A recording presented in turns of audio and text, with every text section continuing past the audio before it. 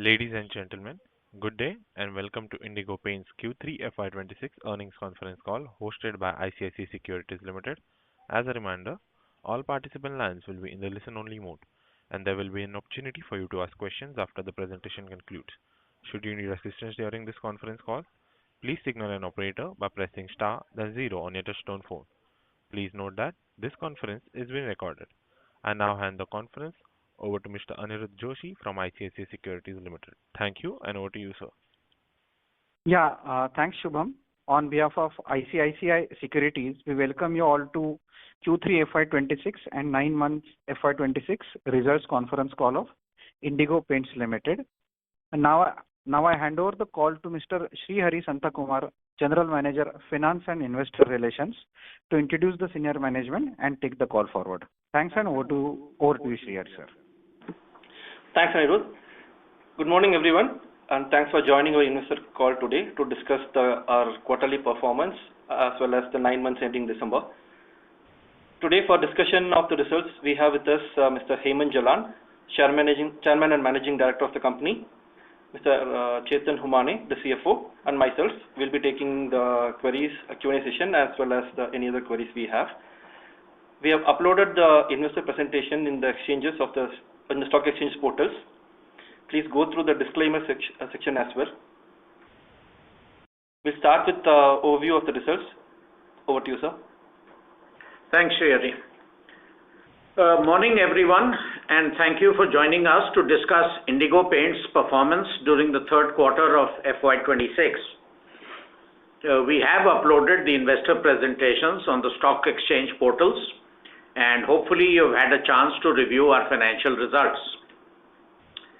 Now, we are delighted to report sustained and resilient growth for Indigo Paints in Q3 FY26, even amidst a temporary setback in the month of October, which was triggered by delayed withdrawal of monsoons and an early Diwali festival, which together compressed the typical sales window.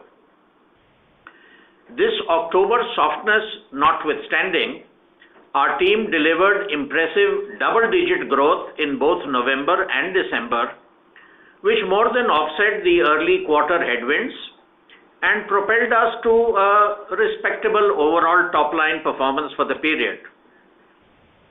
What truly stands out is the expansion in our profitability. Both our EBITDA and PAT numbers grew at a significantly faster pace than revenue growth, powered by a favorable product mix that emphasized premium offerings alongside rigorous cost management initiatives that optimized operational efficiencies across the board. First, let me come to the standalone results. Our standalone revenue from operations for Q3 FY26 was 338.9 crores, which is a Y-on-Y growth of 3.5%. We sustained our leadership position in gross margins, which stood at 47.1%. Our EBITDA margin significantly improved from 17.5% in Q3 of last year to 19.4% in Q3 of this fiscal, with an absolute EBITDA at rupees 65.6 crores, which was 14.5% higher on a Y-on-Y basis. During the quarter, a one-time expense of rupees 5.85 crores was booked to provision for the impact on gratuity consequent to the draft labor code on wages notified by the government. The PAT, including this exceptional item, was 36.16 crores, but to enable an apple-to-apple comparison, we have excluded the effect of this one-time expense in our investor presentations, and for the rest of today's discussion, we will refer to PAT excluding this exceptional item. Thus, for Q3 of FY26, after excluding the effect of the exceptional item, PAT stood at rupees 40.5 crores with a PAT margin of 11.8%, up from 11.0% in Q3 of FY25, reflecting an 11.2% growth in absolute terms compared to the same period last year. On a 9-month basis on standalone, we recorded 932.2 crores in revenue, which is a 2.4% Y-on-Y growth, with an EBITDA margin of 16.6% and a PAT margin of 9.8%, maintaining healthy profitability. On absolute terms, during the 9 months, we clocked an EBITDA of 155 crores, which was a 6.4% growth over the same 9 months of the last fiscal, and a PAT of 92.4 crores, which was a 6.2% growth over the same period last year. Now coming to our consolidated results. For the quarter, our consolidated revenues were 358.8 crores, which is a 4.7% Y-on-Y growth, with an EBITDA margin of 19% and a PAT margin excluding exceptional items of 11.5%. On an absolute basis, EBITDA grew significantly by 19.5% to rupees 68.3 crores, and PAT grew by a healthy 16.4% to rupees 41.7 crores. Our subsidiary, Apple Chemie, delivered stellar growth and solid profitability during the quarter. Apple Chemie recorded Q3 revenues of rupees 20 crores, which was a 31.5% increase from their revenue in Q3 of last fiscal. Gross margins for Apple Chemie improved notably, backed by a favorable product mix. Apple Chemie has also commenced production in its new sealant plant at Nagpur, and we expect strong growth in Q4 as well from our subsidiary. We are also actively pursuing export opportunities for Apple Chemie. For the 9 months, on a consolidated basis, Indigo Paints achieved a revenue of 979.9 crores, which is a 2.8% growth over 9 months of FY25. EBITDA grew by 9% to rupees 159.2 crores, and PAT grew by 9.8% to rupees 93 crores. All other numbers are detailed in our investor presentation. Let me now provide some operational details about the quarter going beyond the financial numbers.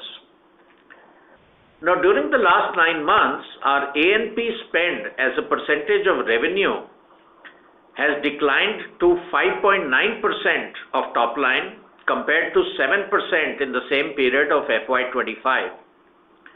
We have deliberately moderated traditional advertising expenses.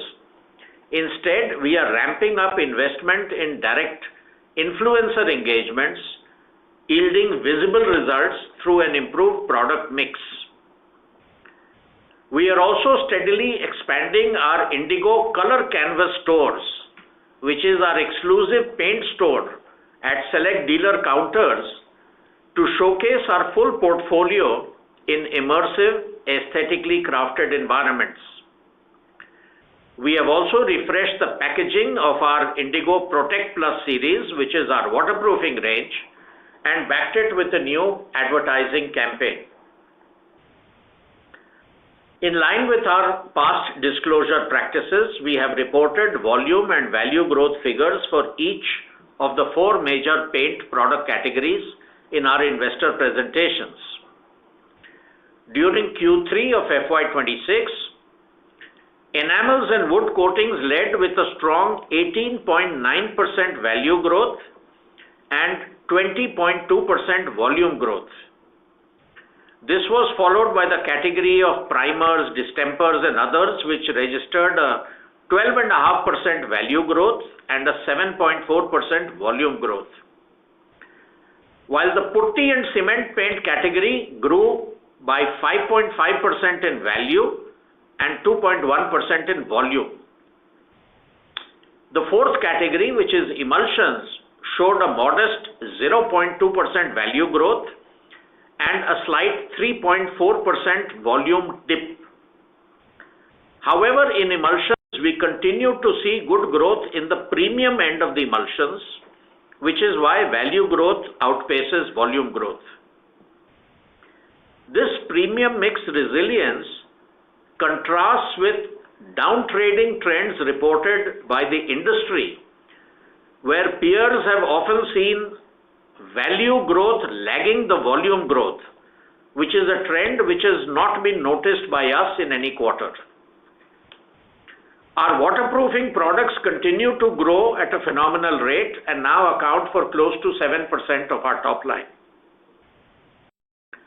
We continue to focus on expanding our dealer network, enhancing throughput per active dealer, and increasing the number of tinting machines across our network. And as on 31st December 2025, we had over 19,100 active dealers, more than 11,900 tinting machines, and during the quarter we have opened one more depot in the state of Uttar Pradesh, notably at Prayagraj, to enhance service efficiency, taking our overall depot count to 55. On the capex front, production has commenced at our new solvent-based plant in Jodhpur, enabling us to better serve enamel demand in the northern and eastern regions of the country, which were previously catered from the Tamil Nadu facility. We have also started output from our brownfield putty plant expansion at Jodhpur. What remains is the new water-based plant at Jodhpur with a capacity of 90,000 kiloliters per annum, which is now expected to start production sometime in June 2026. Despite the delay in implementation schedule, we have enough capacity to meet demands for water-based paint products as of now. Under our ESG framework, we remain dedicated to advancing sustainable practices and deepening community ties. Key efforts include accelerating renewable energy adoption, highlighted by the recent commissioning of our 330 kilowatt solar panels at Cochin factory, now generating power since last month after regulatory clearances, and also by expanding our community impact via our Indigo Seva Utsav initiative, wherein with close collaboration with local painters and communities, we have successfully repainted and revitalized over 200 government schools across Tier 2 and Tier 3 towns since the launch of this initiative. On the CSR front, we are dedicated to initiatives delivering lasting social value. Through the Payal Jalan Charitable Trust's Educare program, we continue supporting education for over 360 underprivileged girls around Pune. The nationwide Indigo Painter Health Benefit Program now aids more than 36,000 painter families across the country, and over 950 painting contractors have gained from our Indigo Skill Up training, equipping them with business development skills which go beyond traditional painting expertise. Finally, the Indian paint industry is exhibiting unmistakable signs of a measured recovery, steady progress rather than a sharp exponential rebound. At Indigo Paints, we have successfully harnessed this improving environment, delivering consistent double-digit growth for 3 months in a row since November 25, that is November, December and January of 26, outpacing broader market trends through our focus on premiumization, operational resilience, and targeted network expansion. Looking ahead, we are quite optimistic that this robust momentum will persist through the remaining months of FY26, positioning us strongly for the seasonally strong Q4. That's all I have to say in terms of my opening remarks. and I look forward to answering your questions. Thank you. Thank you very much. We will now begin with the question and answer session. Anyone who wishes to ask a question may press star and one on their touchtone telephone. If you wish to remove yourself from the question queue, you may press star and two. Participants are requested to use handsets while asking a question. Ladies and gentlemen, we will wait for a moment while the question queue assembles. The first question comes from the line of Prakash Kapadia from Kapadia Financial Services. Please go ahead. Yeah. Thanks for the opportunity. A couple of questions from my end. I mean, it's been almost 2 years that, painting demand has been muted. So any insights you could, give in terms of consumption patterns changing? Because, people seem to be traveling, people seem to be, buying cars, and, this is, contradictory at a time when, real estate sales were pretty buoyant after COVID. And even if we consider a 4-5 year cycle, rental markets have been strong. So why is, the paint demand still, not seeing recovery as anticipated? Any thoughts on that will be helpful. So you mentioned about people buying cars. Now notice that people were not buying very many cars until the GST cut happened very recently. Right. And that has led to a big spurt in automobile purchase during the last 3-4 months. Now, unfortunately, paint sector has not benefited from any GST cut, and I don't think we're expecting any. But your comment about real estate going up, see, new construction accounts for a very small part of paint purchase. So the major is repainting that happens. Now, why there has been a demand slump, and the demand slump was not just in the paint sector, it was across all categories in consumer products. And I think the government was sufficiently alarmed with that trend for the last 1.5-2 years that it undertook several steps, starting from the last year's budget when a huge income tax relief was given to the middle class, which was followed by, I think, 3 rounds of, or maybe 4 rounds of reduction in interest rates by RBI, and finally the GST cut, which did not impact paint, but overall, as far as the overall consumer basket is concerned, it provided a lot of relief to the middleman, to the common man. And thereafter, you see that all consumer companies are reporting an uptick in demand. I think the paint industry is also witnessing a revival of demand. Unfortunately, since paint demand is impacted by weather, which is not the true for soaps, shampoos, biscuits, and other things, that October was expectedly a bad month, because last year, Diwali came. I'm talking about 2024 October. Diwali came on 31st of October, and this time it was around the 20th of October. So a shorter Diwali season, coupled with a very delayed monsoon withdrawal, led to a very short purchase window pre-Diwali. So October of this year compared to October of last year was definitely bad, and that seems to have dampened the results, at least for us, and my guess is for the entire paint industry. However, from what I hear in the market, everyone seems to be doing well in the last 3 months relative to the past. Now, it's not a hockey stick recovery, but there is a very perceptible change, and for us, after 2 years, this is the first time when for 3 months in a row, November, December, and January, we are seeing double-digit growth in value. I'm talking only value. I'm not talking volume, which I think is irrelevant. So hopefully, fingers crossed, this maintains itself in the coming months. And if that happens, I'm sure you'll see significantly better results, definitely from Indigo, and my guess is from the entire paint industry also, as far as Q4 and going into FY27 is concerned. Understood.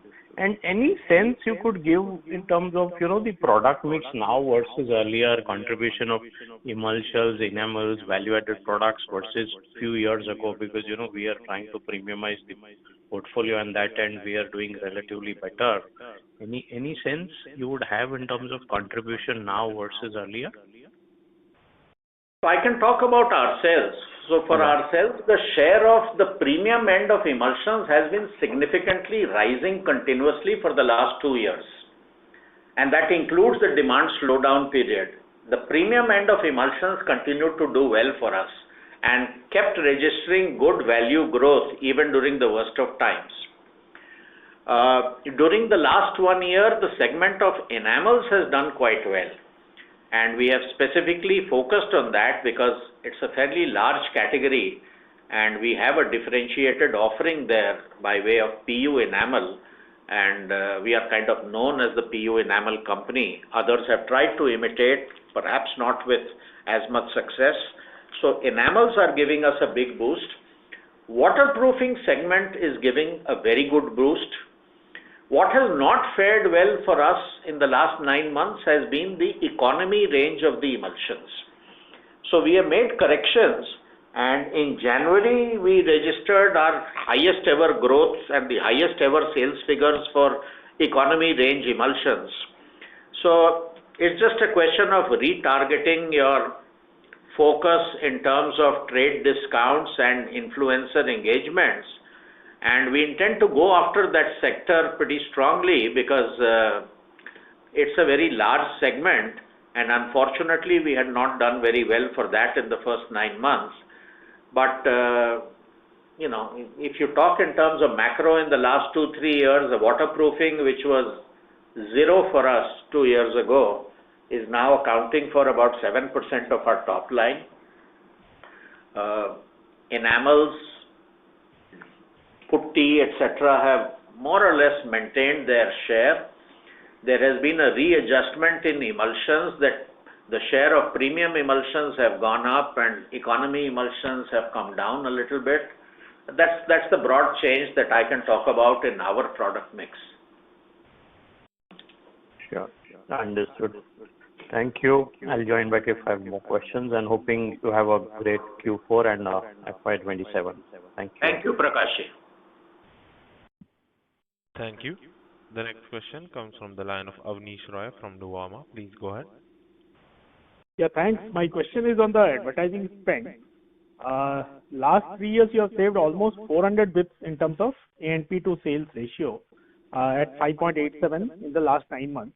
Now you're pretty close to the larger players, which are broadly 4 to 5% of their sales goes to advertising. So are you now almost at the fag end of this cost saving? Second is, if you could comment on how the advertising spent by the number 2, number 3 legacy players and the new players are, even overall competitive intensity change which has happened. That is my first question. So on advertising, Avnish, there has been a drop as a percentage, but not as significantly a drop in absolute terms in terms of our advertising. Now, it drops as a percentage if you maintain your ATL advertising at a constant absolute level and your turnover keeps increasing, which it has significantly in the last 4 years. So that brings a natural drop in advertising expense as a percentage of revenue. If you talk about where we are in terms of total advertising spends, we are certainly lower in advertising compared to the market leader Asian Paints and the new entrant Birla Opus, both of whom spend a huge amount of advertising. We are somewhat lower than the number 2 player in terms of Berger, but when we see our advertising TV ad spends, which is what we can track objectively, I think we are significantly higher than the number 3, number 4 player, that is both Nerolac and Axo. And also from the other smaller players like JSW or Nippon, who have drastically reduced their advertising spends. So I think on an absolute amount, we are fairly good. I mean, I would say that after Asian, Birla Opus and Berger, we are the next largest advertiser on television. And I think that is where we intend to stay. We have built a brand with consistent advertising at an elevated level for over 13, 14 years now. I think the brand is sufficiently well known, and we maintain a constant level of advertising for at least 9-10 months in a year, excluding a couple of months during the monsoon. So I think the brand recognition stays, the brand awareness is there, and in paint line, as opposed to certain FMCG, all you need is back of the mind brand recall, and you need to focus much more on influencer engagement so that they recommend your brand to the consumer much more, and that is where our focus and spends are now directed in a much higher proportion. So thanks. My second question is on dealer incentive, dealer promotions, and overall intensity.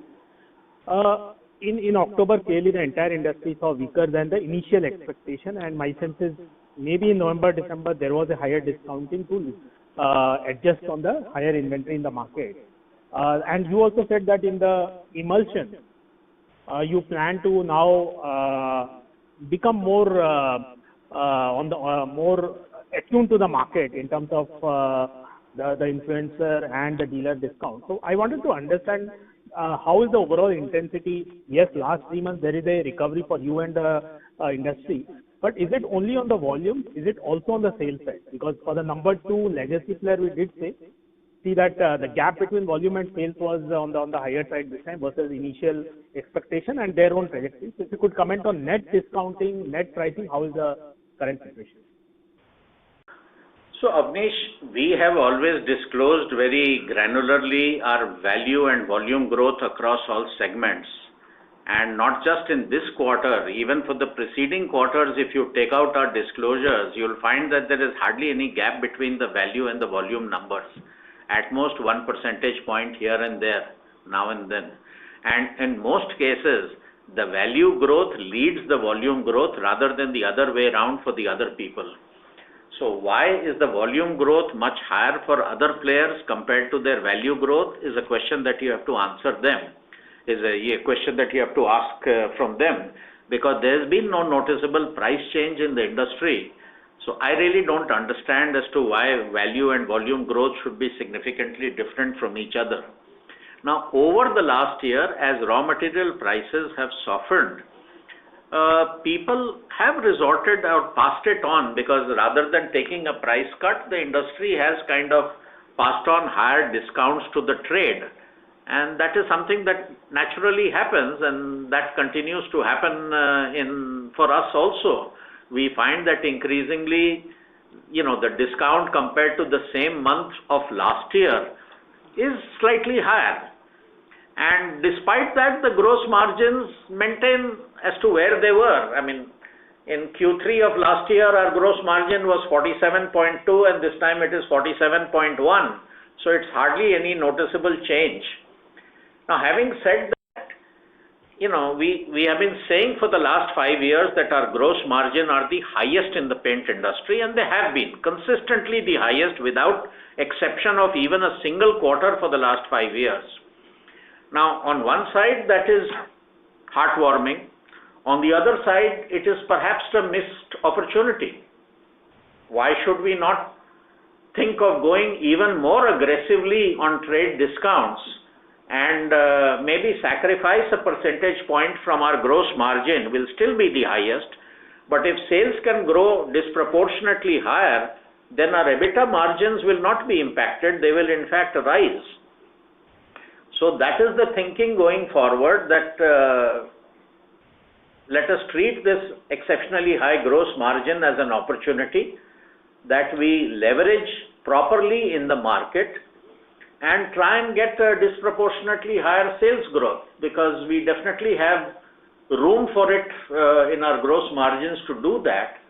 And we have tried that in the last couple of months, and it has worked very well.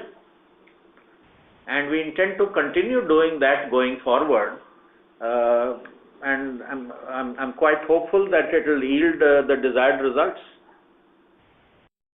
Understood. Last quick question. your active dealer count went down after Q2 FY25 for 2 quarters and then started going up. So if you could tell us what was the reason that point of time, and is that correction done? So you are now again expanding, but is that activity done in terms of correction? I don't think the active dealer count actually went down. Maybe it was kind of stagnant. We have given the dealer count. Okay, there was in Q4. In Q4 of last year is the only time when I can see a dip in the dealer count happening. Q3 and Q4. Yeah, Q3 very minor by maybe 100. Yes. You're right. I'm now seeing the slide presentation that we have done. So, frankly speaking, the dealer count is not something that drives us very much. What we are looking at is throughput per dealer. With the active dealer count that we have, which is only slightly less than, let's say, the number 3 player, we technically could be doing 2.5 times the sales that we are doing. So, what we really need to pull up is the throughput per dealer. So I think a population around 19,000 active dealers is good enough, and that 19,000 organically may inch up to maybe 20,000 in the course of a year, but that is not what is going to give us our desired growth. We need to get 50% more out of the dealers that we have to get our real growth, and that is what is important for us. And therefore the tinting machine count, which is a little more relevant, you'll find that the tinting machine population has been growing much faster than our dealer count. I mean, in the last 1.5 years, our dealer count may have grown by maybe 1,000, but our tinting machine count has grown by 2,000. So the percentage of our dealers having tinting machines is now significantly higher than what they were a year ago, or much higher than what they were 4 years ago. So that is what really leads to a dealer increasing his throughput with us. So although we keep track of this active dealer count, I don't think we are overtly motivated by increasing that in a very significant way. That will inch up on its own in a small way as we go forward.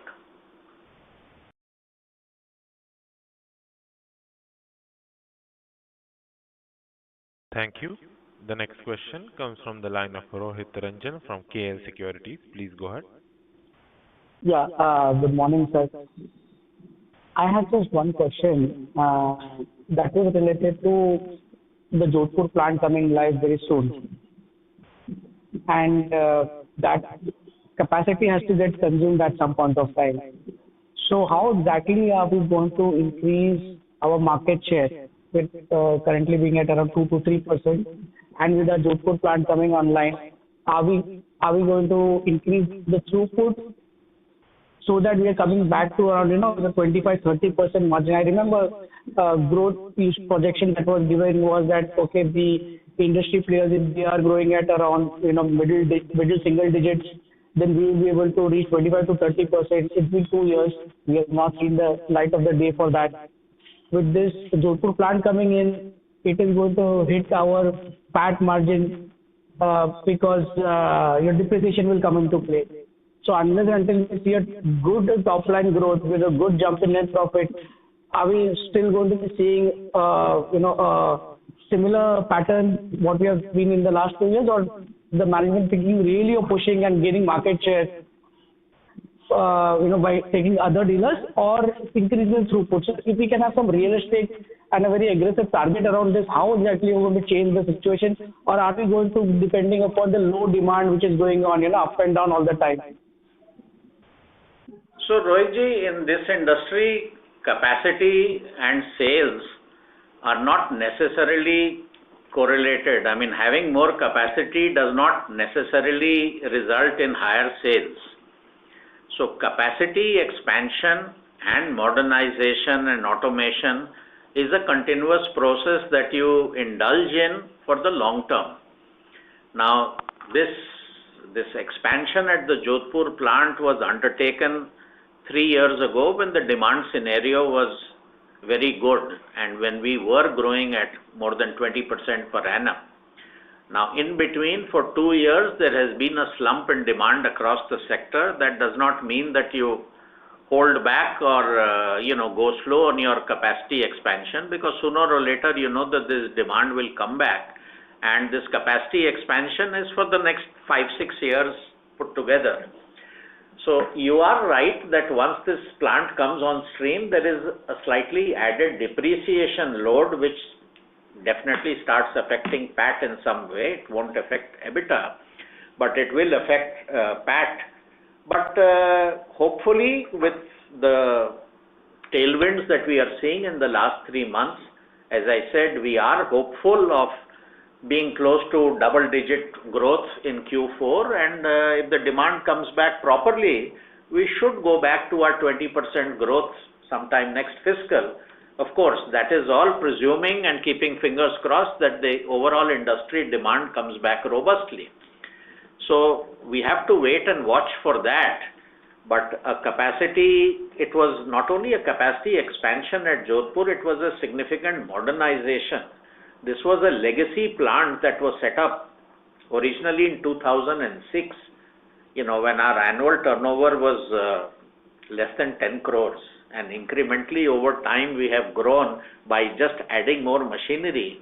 But after 20 years of growing and reaching a level of operation which was 30x of what we were when the original plant was set up, it was time to completely modernize and automate the plant to cater to the scale at which we were operating. And that is something that we have done, along with, of course, an expansion in the capacity. And this will bring our significant capex to an end for the next foreseeable 4-5 years. This will carry us through till maybe FY29. So there will be a temporary dip in some ratios like return on capital employed and all that, but that will recover itself in the next couple of years. And as far as operation is concerned, it is linked to demand in the market and what we can get, and not so much related to the capacity that we have built up. So, Hemantji, just a follow-up question about the Apple Chemie, right? So it is into your B2B kind of business, working directly with the infrastructure related kind of development which is going on. Yes. With its presence being mostly in Maharashtra and the Mumbai 3.0 and the various port related developments which are going on, huge investment in infrastructure being planned. Aren't we kind of wanting to double up on getting a good amount of revenue, because there's huge amount of pie out there? True. So can You're absolutely right. focus on that? Yeah, so they have, as I said, they have grown by 31% or 31.5% in this quarter compared to the same quarter last year. So they are getting the benefit of the increased infrastructure spends in India. Yes, a large portion of their revenue does come from Maharashtra and some nearby states like Madhya Pradesh, but it is not confined to that. They're beginning to get a significant portion of their sales from southern India, from various metro and road projects there, and also from eastern India, in Assam and Bihar. And a small amount of exports have also started. So all around, I think the future of Apple Chemie looks good. They have expanded their plant. They have added new product lines for self-manufacture, which they were getting it job worked earlier in a small way, which are the sealants and other adhesives. And I think the company has a bright future, and it's going along quite well. Yes, and we as investors, we have been patiently waiting for that, those days where we're going to come back to 25 to 30%. It's been 5 years. Hopefully, we can turn the entire situation upside down and get back to our winning ways. Yeah, wishing you all the best. Sincerely, well, like you, I personally am also a very large investor in Indigo Paints. And yes, it is disappointing, the performance, especially the last 2 years. Prior to that, it wasn't so bad. If you look at 2 years back, our growth numbers were quite healthy. So Yes, just like you, we are also hoping that this demand turnaround accelerates in the days ahead, and we come back to good numbers. If you're talking about investment in shares and all that, then you see those get also determined by some other factors. I mean, during the last 4 or 5 years, if you see, our profitability growth has always been very good. Even in the worst of times, we have grown significantly on profit. Now, unfortunately, because of the entry of a large new entrant, the sector got derated, that various analysts started writing off this sector as, a doomsday is coming to the paint industry and profitability is going to be ruined, etc., which we were confident would not happen. Time has borne itself out that we were right. Nobody's profitability has been impacted. Yes, a new entrant may have taken some market share at a significant cost to itself, that is their business.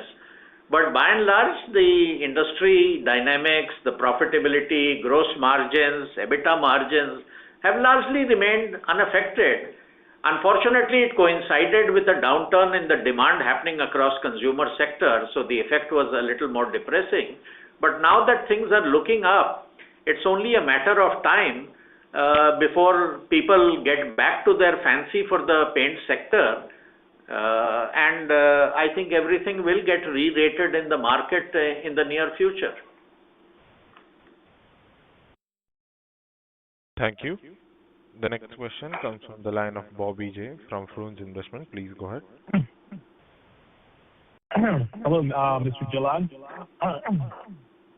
Thank you. So your IPO was actually during the COVID years when the growth was very strong because it was an abnormal period, right? So we don't really know what a company of your size can perform during normal times. And that will be new even to you. So now, given that your GDP is growing at 8%, there's good rainfall and the taxes are being cut and everything, but still we are unable to grow, given a very small base. So, what gives you the confidence that, these high double-digit numbers that we talk about can be done in a normal market? I mean, what edge do you have over the bigger players like Asian Paints? Because whatever innovation you come up with, they can come up with, they have far bigger budgets. So could you explain that thinking? What gives you the confidence to increase capacity and that you can actually grow at high growth rates? Okay. Our IPO did happen 5 years ago. If you can look at 10 years preceding the IPO, our growth or CAGR was in the range of 30 to 40%. Of course, in the earlier days, if you talk about, 2012 or 2014 or 2015, when the base was much lower, you can say that it was easy to grow at 40%. I don't quite think so, because no other company of our size that time ever grew by 40%. So you have more than 2,000 companies in the paint sector of all shapes and sizes, ranging from 1 crore in size to 50 crores in size to a few hundred crores and so on. I think we have outstripped that growth over a very long period of time and at least reached the big league, so to say. Now today, if you say, let's not compare with Asian Paints, because Asian Paints is too large a company compared to us. Let us compare with, let's say, the number 4 player, AkzoNobel, where the decorative paint net sales is around 2,200 and we are, let's say, at around 1,500. So I would say that we are in the same ballpark. And a company like Kansai Nerolac, which overall is a much larger company than us, but its decorative paint business is somewhere of the order of 3,500. So we are just around half of their size. So we are not that disproportionately small compared to them.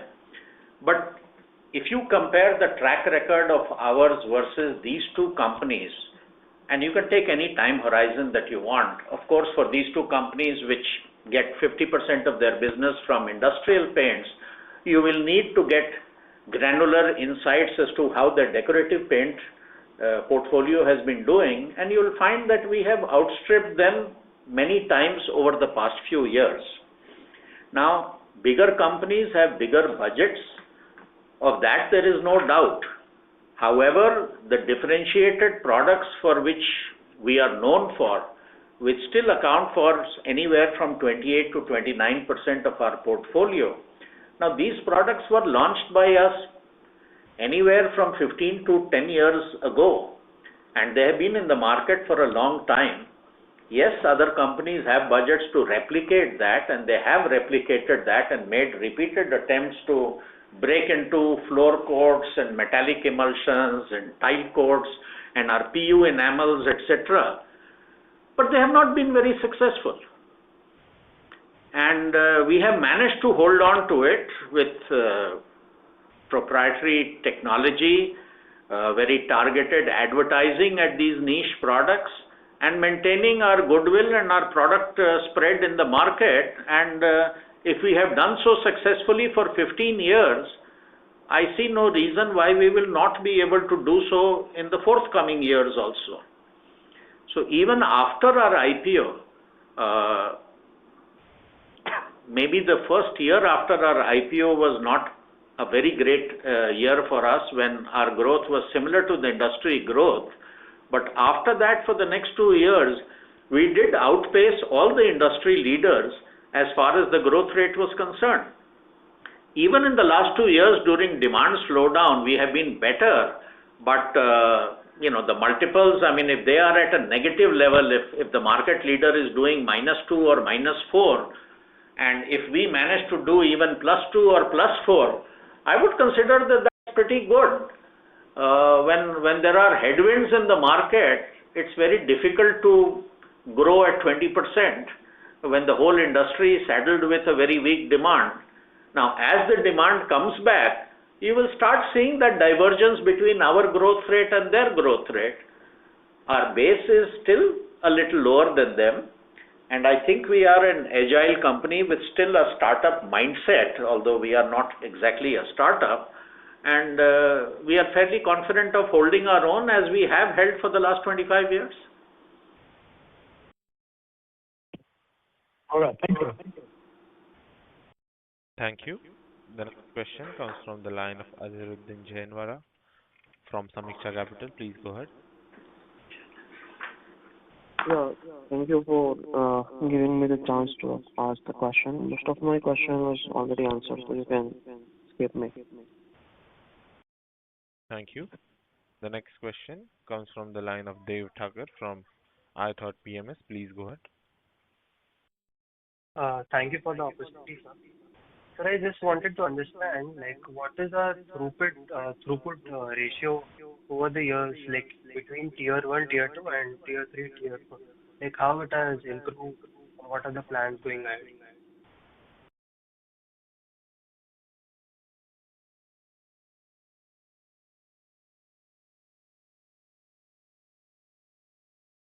Hello, sir. I'm sorry, I was on mute. Devji, the problem in giving a quantitative answer to your question is, I don't quite know whether there is a formal definition of what constitutes a tier 1 market, what constitutes a tier 2 market, etc. There is no formal definition of that in India, and people draw their lines between these various tiers depending upon what they think is reasonable.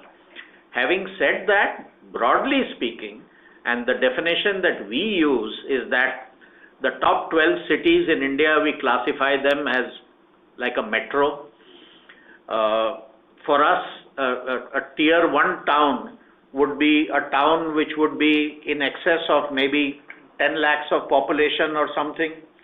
A tier 2 town would be something in the range of 3 to 10 lakhs, thereabouts roughly.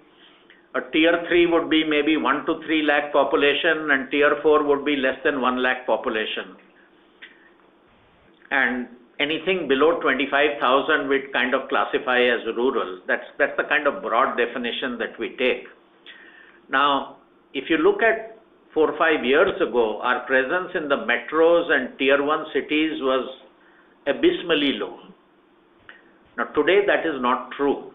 In tier 1 and tier 2 cities, we have a very strong presence now in almost all the tier 1, tier 2 cities. As far as metros are concerned, there are some metros where we have made good inroads, and there are many metros where our presence is still abysmally low. But overall, we are moving from being a predominantly tier 3, tier 4 focused company 5 years ago to being a company that has very good representation across tier 1, tier 2, tier 3 and tier 4. And we are trying to inch up further and do better as far as the metros are concerned. So that is a long process, it's a gradual process, and it is something that happens naturally over a period of time. And along with that, even in our product portfolio, we have been consistently moving upwards in the premium end of the paints, rather than our earlier portfolio 5-7 years ago, which was predominantly in the economy and the sub-economy range of products. I hope that answers your question. Yes, sir. Thank you so much. Sir, if possible, could you also give us some index number, like 3-4 years back in tier 1, if a dealer was doing 1 crore of sales, how much the Indigo throughput was, and currently what could be the throughput today? So that would be very hard to pull out and very difficult to disclose at a public forum. So I can, as I said, even giving any kind of quantitative number would first mean that you and I have to reach an agreement as to what constitutes each tier.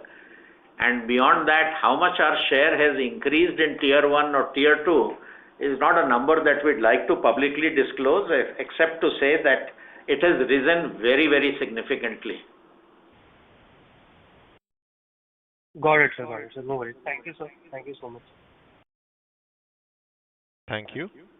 The next question comes from the line of Anirudh Joshi from ICICI Securities. Please go ahead.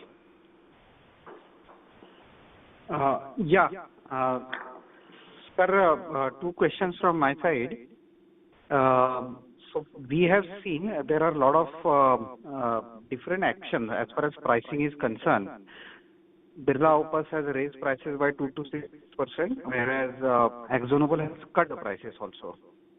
So how do you see the pricing discipline getting maintained, and how do you see the pricing actions for Indigo? So considering the commodity prices, at least we believe at this stage price hikes are not required, but will there be possibility of price cuts just to gain or retain the market share? That is question number 1. Question number 2, in terms of the differentiated products, because that has been the backbone of the company. Now we don't see much of an discussion on these aspects. So how do you see the differentiated products and how they are doing? Any new launches or plans of launches, etc.? Anything, if you can elaborate a bit more. Yeah, thanks. So Anirudh, you talked about some price increase by Birla Opus. Now, I think you're all well aware that Birla Opus was the product that was selling at the highest level of discount and the lowest price in the market compared to all other industry peers. So them having made a very minor price increase, I mean their lower price was not of concern to anyone else in the industry, and their increasing price by a small amount, they still remain the cheapest product available. So I don't think that matters to us or to anyone in the paint sector. As far as Akzo is concerned, you will notice that the price decrease that they have announced are for very, very few products, and those were not significant selling products of Akzo at all. So if those are products that were really not selling in the market in any appreciable manner, then any price decrease or movement in that is also not likely to upset the pricing apple cart as far as the industry is concerned. Now, what will happen for the pricing going forward? It's a question that only the market leader can answer as to what is its strategy. Now, recently I have seen from the number 2 player in Berger that for some products they have lowered the prices and for some products they have increased the prices. Now, I have no idea why that has happened, and they can answer that question.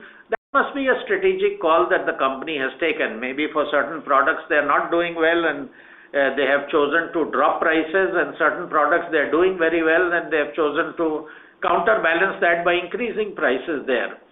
But normally pricing trends in the industry are dictated by the market leader.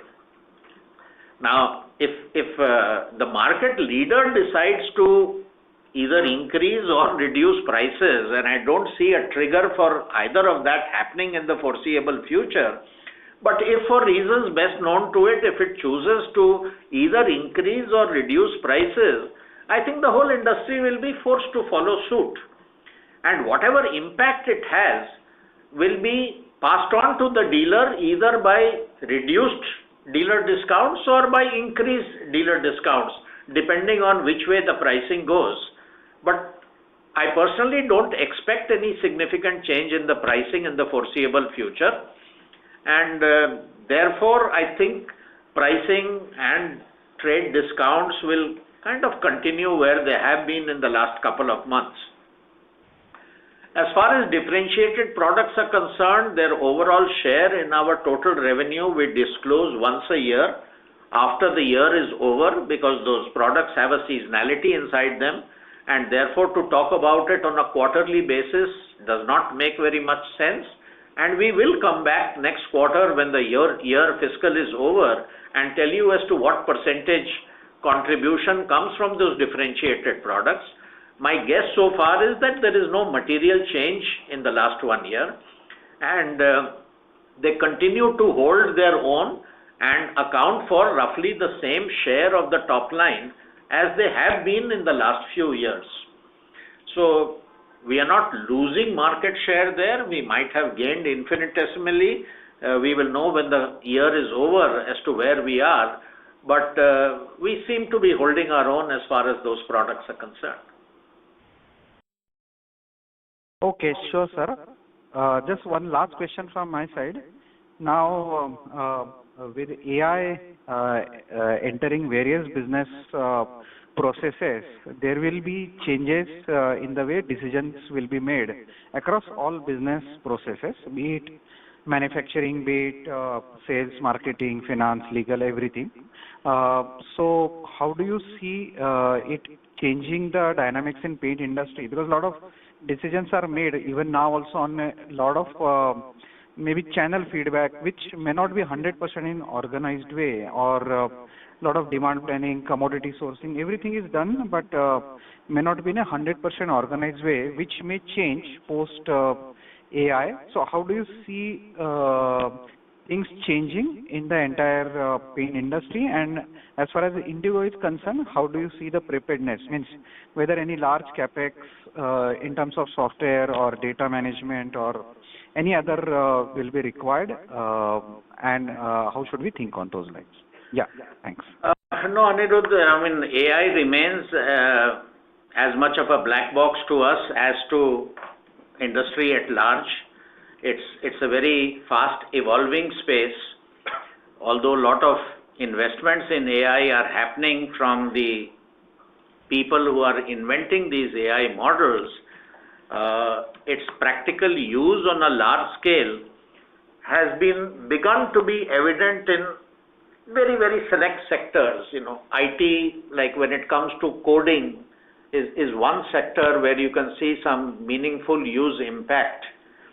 You can see some impact in medical research, where, you know, the list of possible kinds of molecules that could cure a certain disease are getting generated by AI, and that's what we hear.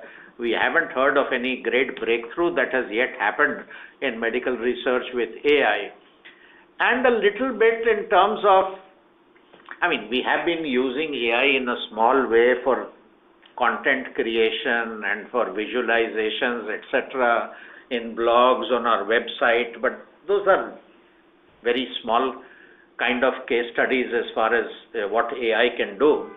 So I think that we have to hold our horses, let some practical use case scenarios emerge as to how AI can be used in day-to-day working, in the near future, I don't expect any major upheavals to happen in the way in which we take decisions. I certainly do not expect any capex in investing in AI in any significant way from a company of our size. We remain watchful, and as and when we see some actual use case scenarios to which these AI models can be put to, maybe in some data analytics or something is the only scenario where I can foresee that it can help us analyze the vast amount of data that we collect more intelligently in a few years from now as these things develop, and give us some better insights on maybe how better to focus our trade schemes or our influencer arrangement, interventions, etc. But I think in companies or in industries like ours, we are yet to see any meaningful AI adoption as of now. Okay, sure, sir. That's very helpful. Many thanks. Thanks. Thank you. Ladies and gentlemen, that was the last question for today. I now hand the conference over to the management for closing comments. Thank you, and over to you, sir. Thanks. Well, thank you all for giving us a patient hearing and asking probing questions. We seem to be feeling the tailwinds of the demand revival. I had mentioned that 3 months ago, and the last 3 months have been good or significantly better than the previous 2 years.